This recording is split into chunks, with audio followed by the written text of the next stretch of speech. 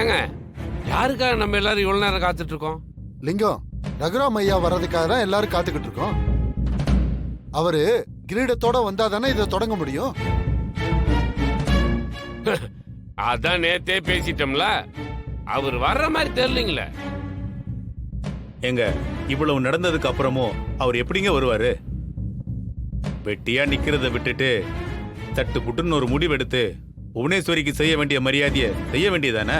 பசுபதி, இது இன்னைக்கு நேத்து நடக்கிறது இல்ல. தலைமுறை தலைமுறையா அவங்க குடும்பத்துல இருக்கிறவங்க தான் இந்த மரியாதையை செய்யறாங்க. ரகுராம் ஐயா எப்ப பொறுப்பை ஏத்துக்கிட்டாரோ அப்போத்துல இருந்து அவர் தானே எல்லாத்தையும் செஞ்சுக்கிட்டு இருக்காரு. அவங்க குடும்ப சூழ்நிலை இப்படி இருக்கு, வருவாரான்னு பாப்போம். எல்லாரும் சேர்ந்து அவரை தலைகுனியா வச்சிட்டீங்கல்ல, பாவம் அந்த மனுஷன் எப்படிங்க வருவாரு?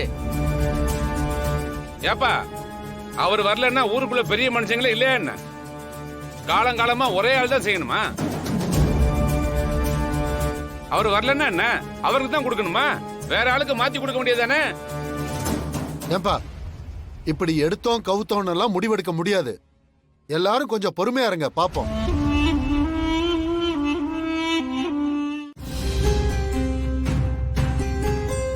மச்சான், கோவில்ல எல்லாரும் கூடியிருப்பாங்க. இன்னும் கொஞ்ச நேரத்துல ஆரம்பிச்சிருவாங்க போல இருக்கே.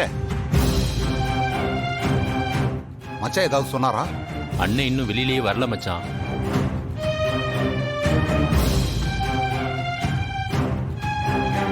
சிவா, அண்ணி, நீ போய் உன் அண்ணன் கிட்ட பேசுப்பா.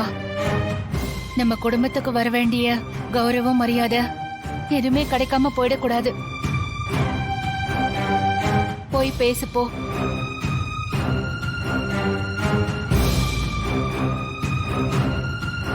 ஆமா சிவா, நீ போய் பேசு. ரகுவ கோயிலுக்கு போக சொல்லுப்பா. அம்மா, எப்படிம்மா அண்ணன் கிட்ட போய் பேசுறது?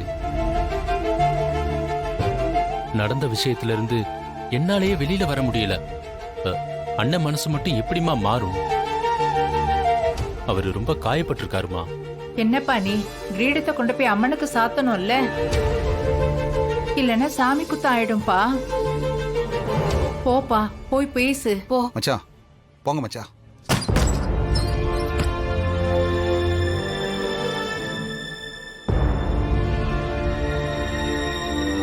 அண்ணன், கோவில்ல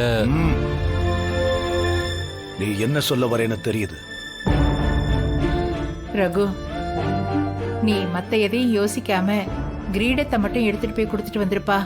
இல்லம்மா, நான் போக போறதில்ல.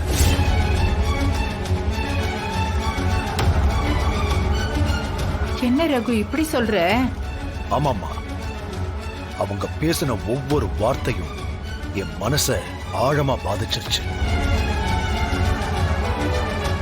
நான் கட்டி காப்பாத்தின கௌரவம் அது எப்போ ஊர் வாயில விழுந்ததோ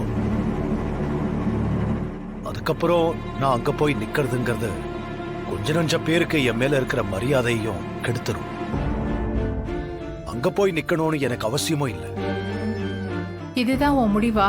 ஆமா, இத நான் மாத்திக்க போறதோ இல்லை. ஊர் எடுக்க வேண்டிய முடிவை அவங்க பாத்துக்கிட்டோம். ரகு,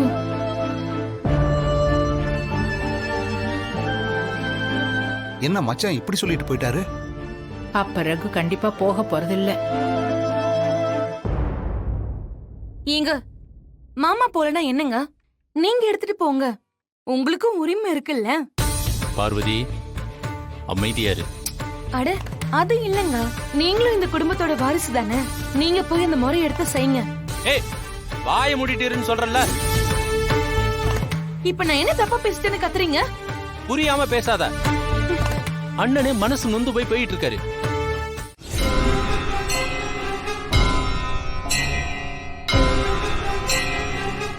வாங்கம்மா. அம்மா, ஐயா வரலைங்களா? ஐயா, எங்க குடும்பத்து சார்பா பெரியம்மா தான் இந்த மரியாதையை செய்ய போறாங்க. அது எப்படிங்க ரகுராம் ஐயா பண்ணிக்கிட்டத அவர் சம்சாரம் பண்ண முடியும்? பெரியப்பா குடும்பத்துல இருந்து தானே இந்த முறைய செய்யறது வழக்கம். பெரியம்மாவும் அந்த குடும்பத்தை சேர்ந்தவங்க தானே. அதுக்கு இல்லம்மா, அவங்க ஒரு பொம்பளை, அவங்க எப்படி செய்ய முடியும்?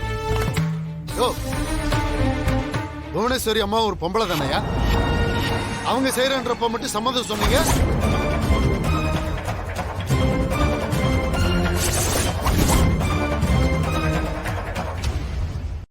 அவங்க கல்யாணம் ஆகாதவங்க இந்த ஊருக்காக நிறைய செஞ்சிருக்காங்க. ரகுராமையா அப்பா இருந்தப்ப அவரும் இந்த ஊருக்கு நிறைய செஞ்சிருக்காருயா. ஏப்பா சாமிக்கு போய் அவங்க எப்படி சாத்த முடியும்? அவங்க கல்யாணம் ஆகி குழந்தை பெற்றவங்களாச்சே. ஹலோ, என்ன பேசுறீங்க? கர்ப்ப கிரகத்துல இருக்கிறதும் பெண் கடவுள் தானே. அவங்களுக்கு கல்யாணமாகி குழந்தைங்கள்லாம் இருக்காங்கன்னு கதைகள்லாம் சொல்லுதுல்ல. அந்த கடவுளுக்கு ஒரு பெண் வந்து மரியாதை செஞ்சா என்ன? உங்களுக்கு தேவை ரகுராம் ஐயா குடும்பத்துல இருந்து இந்த முறைய செய்யணும், அதானே? எங்க பெரியப்பாவுக்கு அப்புறம் எங்க பெரியம்மா தான் எல்லாமே. அவங்க தான் இந்த மரியாதையை செய்ய போறாங்க. ஆமா, அவங்க சொல்றது சரிதானையா? ஐயா குடும்பத்துக்கு தான் இந்த முதல் மரியாதையை நாம கொடுத்திருக்கோம். இப்ப அந்த இடத்துல இருந்து அம்மா எடுத்து பண்றாங்க. இதுல என்ன தப்பு இருக்கு?